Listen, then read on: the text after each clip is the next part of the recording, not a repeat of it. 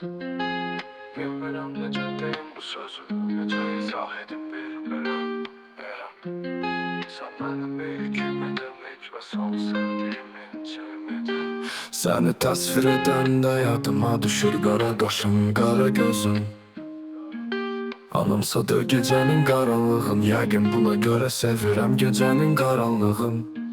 O vaxt düşündüm, Tanrının möcüzəsidir çıxardıb səni qarşıma. Boş ver, sana olan sevgimlə birlikdə yetirdim Tanrı inancımı da. Bilmirəm nədən deyərdən gəlirsən ağlıma, deyirəm ilk ya bu sən deyirsən ağlama. Həyat nə vaxt verib ki mənə bağlama.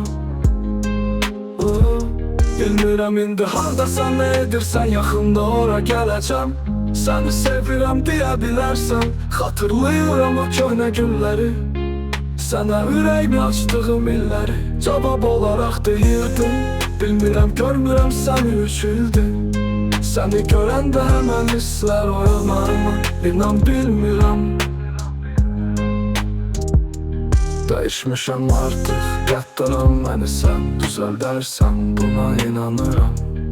Bunları demək istəyirəm sənin üzünə, təkrar baxmaq istəyirəm o gözəl gözünə. Deyirdim mənim nəyimə vurulmuşsan, deyə bilmirdim deyirəm indi vurulmuşsam üzünə, gözünə. Sən istə sətirlər, yazaram düzünələrlə. Səni sevirəm deyərəm yazıda yazmışam sənin üçün, qəbul et bunu mənim üçün. Sığışdıra bilmirəm sənə qarşı olan hisslərimi bir versə.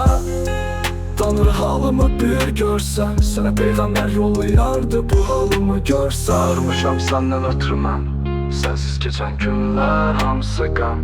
Sənə etdiyim hər şey qəmlən, dediyim sözlərin hamısı qəlbdən. Gündüzün qarı, gecənin yağışı, sevgililər gecəyə qarışır.